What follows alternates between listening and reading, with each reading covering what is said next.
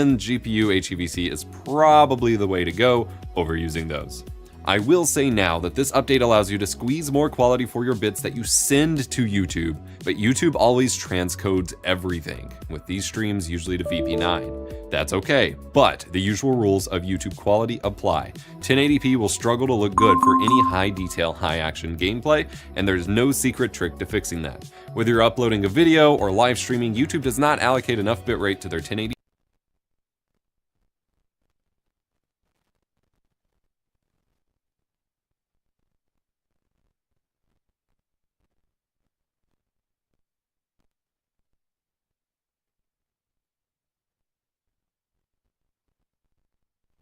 transcodes to look good to most gaming or high action creators.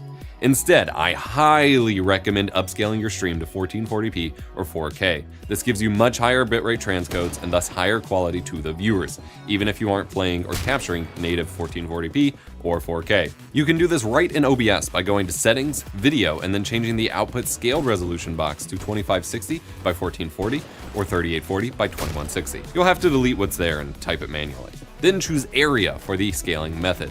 The only real downside here is that you can't use the lower latency modes for YouTube streams with 4K, but they do work with 1440p. For bitrates, I recommend streaming 3.5 to 6-ish megabits per second for 1080p 60, though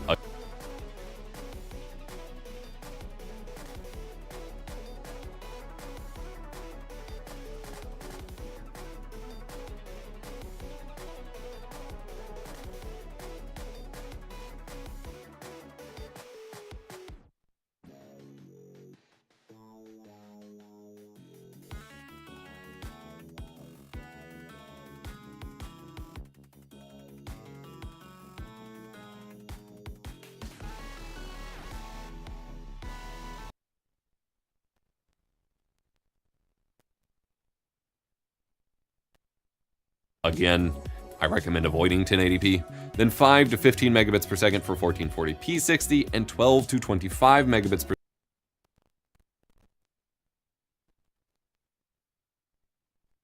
After 14 years, Red Dead Redemption 1 was finally released on PC. I played it, and now let's discuss overall impressions, performance, problems with this game, because there is one huge problem that cannot be ignored, and overall if it's worth buying it. So let's begin with some remake. Red Dead Redemption 1 was not ported by Rockstar themselves, they outsourced it to Double 11, the same studio that created PlayStation 4 and Switch versions of RDR1 last year. Pretty good version.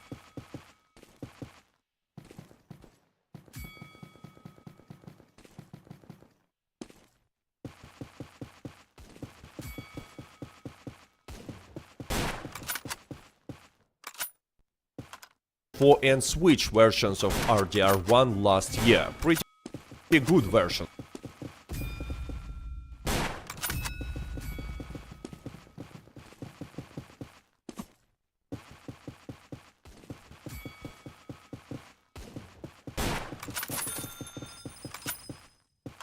For and Switch versions of RDR1 last year. Pretty good version.